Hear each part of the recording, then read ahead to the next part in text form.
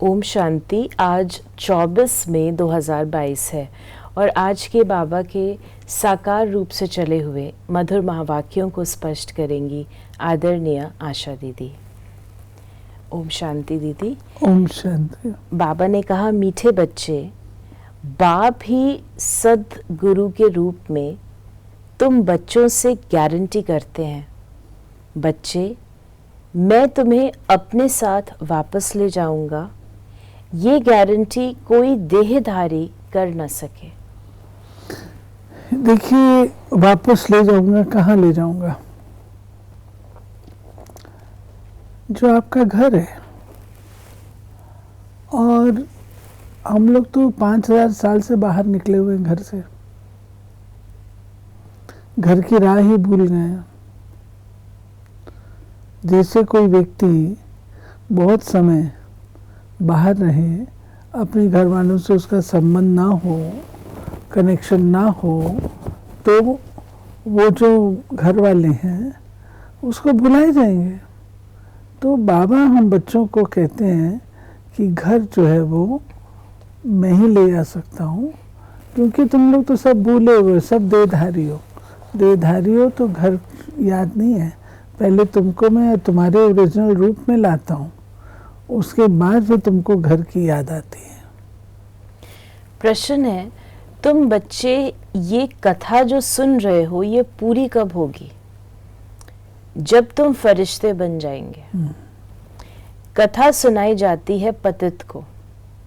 जब पावन बन गए तो कथा की दरकार नहीं। इसलिए सूक्ष्म वतन में पार्वती को शंकर ने कथा सुनाई, ये कहना ही रॉन्ग है।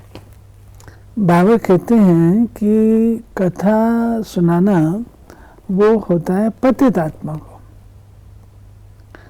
तो आत्माएं पतित और पावन कहाँ होती हैं? इस सृष्टि पर होती हैं। तो कथा यही सुनाई जाएगी।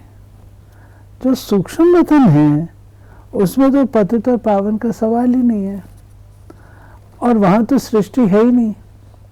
तो बाबा आकर के यहाँ पर हमको कथा सुनाते हैं, पतित से पावन बनाते हैं। दूसरा प्रश्न भी है, शिव बाबा की महिमा में कौन से शब्द राइट हैं, कौन से रॉन्ग हैं? शिव बाबा को अभोक्ता, असोचता, करन करावन हार कहना राइट है, बाकी अकर्ता कहना राइट नहीं, क्योंकि वो पतितों को पावन बनाते हैं। देखिए, बाबा को अकर्ता इस भाव से कहा जाता है कि बाबा करते हैं, परंतु उस कर्म का जो प्रभाव है वो बाबा पर नहीं होता है। बाबा को कोई पाप और पुण्य नहीं लगता है। बाबा को कोई सुख और दुख की अनुभूति नहीं होती है। बाबा कोई शरीर के द्वारा कर्म अपने नहीं करते हैं, उनका शरीर नहीं है, तो इसलिए उनको अकर्ता कहा जाता है। आज बाबा जिस भाव से अकर्ता कहते हैं, नहीं कहेंगे, वो हमको अंडरस्टैंड करना चाहिए। गीत है, छोड़ भी दे आकाश सिंहासन। ओम शांति। यह है बच्चों की पुकार कि बाबा अभी आ जाओ, क्योंकि हम फिर से रावण राज्य में दुखी हैं। फिर से माया का परछाया पड़ गया है, अर्थात 5 विकार रूपी रावण ने हमको बहुत दुखी किया है। रिस्पॉन्ड में बाबा कहते हैं, हाँ बच्चे, ये तो मेरा नियम है, ये ज़रूर आकर के ही कहेंगे ना। हाँ बच्चे, जब जब धरती पर भारतवासी बिल्कुल ही भ्रष्टाचारी दुखी बने हैं, कितने गुरु करते हैं सद्गति के लिए, परंतु वो किसी को सद्गति तो करते नहीं। सभी अंधों की लाठी तो एक प्रभु ही है। पहले पहले बाप जन्म देते हैं, अर्थात अडॉप्ट करते हैं, गुरु सद्गति करते हैं। अभी न कोई सद्गति करते हैं, न कोई बाबा है। ना कोई बाबा है। बाबा माना पिता, तो हम सब तो भाई भाई हैं। हमारे में बाबा कौन हो सकता है? बाबा केवल शिव बाबा है। बाबा ने कहा, कि जब इनको देखते हो तो बुद्धि में याद शिव को करना है। वही बाप टीचर गुरु है। मनुष्य कोई गुरु करते हैं, वह टीचर करते हैं तो उनके शरीर को ही देखते हैं। आत्मा ही भिन्न भिन्न शरीर धारण कर भिन्न भिन्न नाम रूप देश काल में जाती है। अच्छा, बाबा तो एक है और एक बार आते हैं।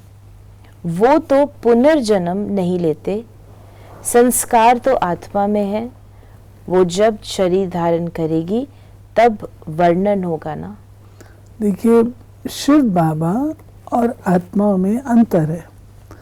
आत्माएं जो हैं वो पुनर्जन्म लेती हैं, उनके अंदर संस्कार होते हैं, संस्कारों के आधार से उनका अगला जन्म होता है। लेकिन शिव बाबा जो हैं वो पुनर्जन्म नहीं लेते हैं। शिव का अपना शरीर तो होता नहीं, परंतु ज्ञान का सागर पतित पावन है, सद्गुरु है।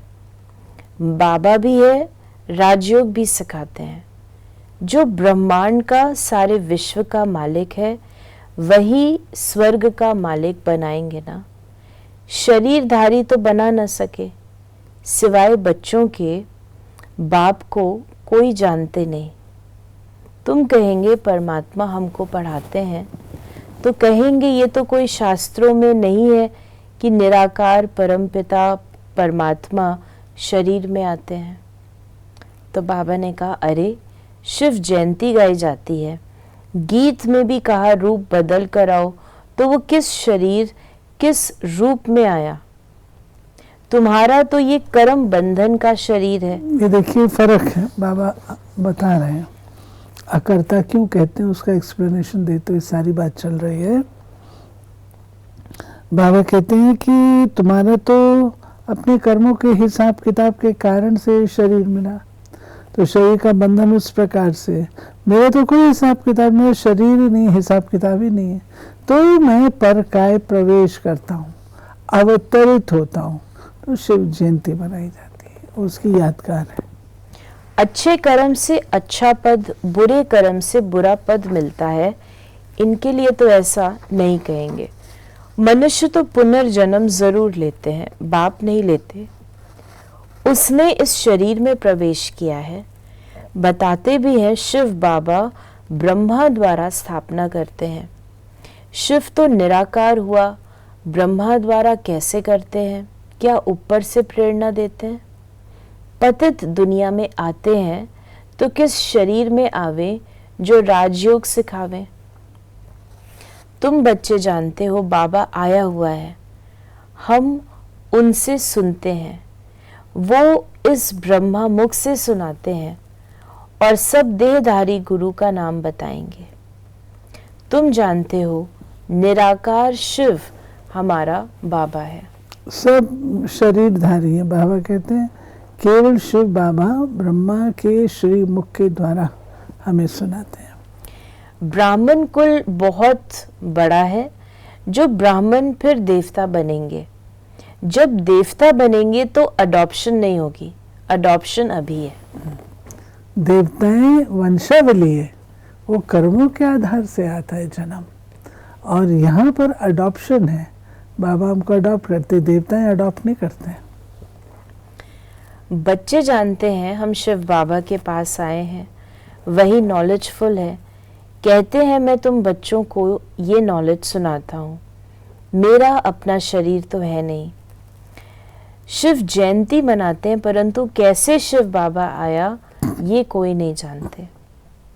फिर बाबा ने कहा कि विकार से पैदा होने वालों को ही पाप आत्मा कहा जाता है। तुम ऐसे तो नहीं कहेंगे कि श्री कृष्ण कोई विकार से पैदा हुए, नहीं, वो तो योग बल से पैदा होते हैं। इन बातों को तुम भारतवासी गृहस्थ धर्म वाले जानते हो, सन्यासी नहीं जानते न मानते हैं। बाबा ने कहा, बाप कहते हैं लाडले बच्चे, सतयुग में तुम पवित्र प्रवृत्ति मार्ग में थे, फिर पुनर्जन्म लेते पतित भी बनते हो। भारत पवित्र था, देवताओं का राज्य था, वहाँ शांति भी थी। यूं शांति धाम निर्वाण धाम है, परंतु सतयुग में भी तुमको वर्षा मिला हुआ है, इसलिए वहाँ कभी अशांत होते नहीं। एक दो को दुख दे कभी अशांत नहीं करते। फिर बाबा ने कहा वहाँ कोई लड़ाई झगड़ा नहीं होता, यहाँ भी तुम्हारी वो अवस्था चाहिए। आपस में लून पानी नहीं होना चाहिए। पहले पहले तो ये निश्चय चाहिए, बेहद का बाप आया हुआ है, हमको दुख की दुनिया से ले जाएंगे घर। बाबा कहते हैं निश्चय चाहिए कि हमको ले जाने वाला बाबा ही है और कोई हमको वापस ले नहीं जा सकता। फिर बाबा ने कहा कि अरे तुम ब्राह्मण खिलाते हो, जो ब्राह्मण खिलाते हैं उसके लिए बाबा बता रहे हैं, पति की अथवा बाप की आत्मा को बुलाते हो, वो आकर बोलती है, उनसे पूछते हैं तो दो आत्माएं हुई ना। बाप कहते हैं वो आत्माएं आकर बैठती नहीं है, ये हो न सके। बाप को तो अपना शरीर है नहीं, वो तो आ सकता है। तो इसका मतलब देखिए दूसरी आत्माएं अपने शरीर छोड़ के थोड़ी चली जाएंगी, वो तो नहीं बैठ सकती हैं, लेकिन शिव बाबा को अपना शरीर नहीं, इसलिए शिव बाबा आना जाना सहज कर सकते हैं। करण करावन हार अभोक्ता असोचता है, अकर्ता कहना रॉन्ग हो जाता है। पतितों को पावन करते हैं, करण करावन हार है। फिर बाबा को खांसी हुई, ब्रह्मा बाप को, इनकी आत्मा का ये शरीर रूपी बाजा डिफेक्टेड हो गया है, तो शिव बाबा क्या करेगा? तुम ऐसे नहीं कहेंगे कि शिव बाबा के बाजे में डिफेक्ट हुआ है, नहीं, ये शरीर उनका नहीं है, लोन लिया हुआ है। लोन ली हुई चीज टूट जाती है तो धनी की टूटेगी ना। शिव बाबा इस शरीर का धनी नहीं, धनी तो ये ब्रह्मा है, उसने ये किराए पर लिया है। ये भाग्यशाली रथ है, बैल एक ही है, फिर गौ मुख भी कहते हैं। बाबा को इस रथ से प्यार भी है, और फिर ये भी कहता है कि ये बाजा मेरा नहीं है।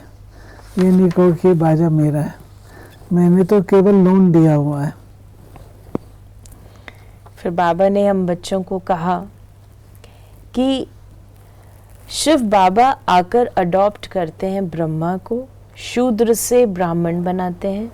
बाकी सूक्ष्म वतनवासी ब्रह्मा वो कैसे प्रजापिता बन सकते हैं? पहले ये निश्चय चाहिए बरोबर, वो बाप भी है, टीचर भी है, सदगुरु भी है। कहते भी हैं सदगति दाता एक है, परंतु उनका नाम, रूप, देश, काल नहीं जानते।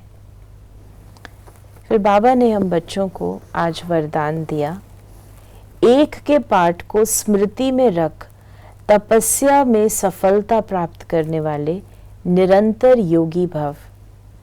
तपस्या की सफलता का विशेष आधार व सहज साधन है, एक शब्द का पाठ पक्का करो।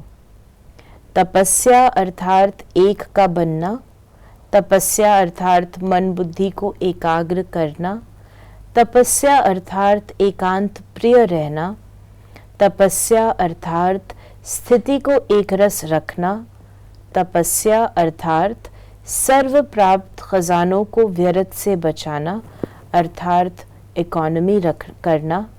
इस एक के पाठ को स्मृति में रखो तो निरंतर योगी, सहज योगी बन जाएंगे, मेहनत से छूट जाएंगे। ये सारा पैराग्राफ जो है ये हमको कहीं नोट करके रखना चाहिए।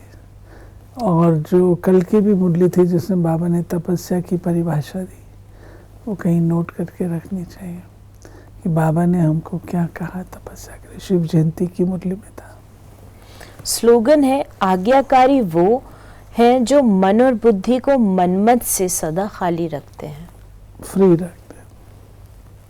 तो ये थे बाबा के आज के महावाक्यों का स्पष्टीकरण। यदि आपके मन में कोई भी सवाल है तो मैसेज या व्हाट्सएप मैसेज करें 882659 999309 पर। ओम शांति।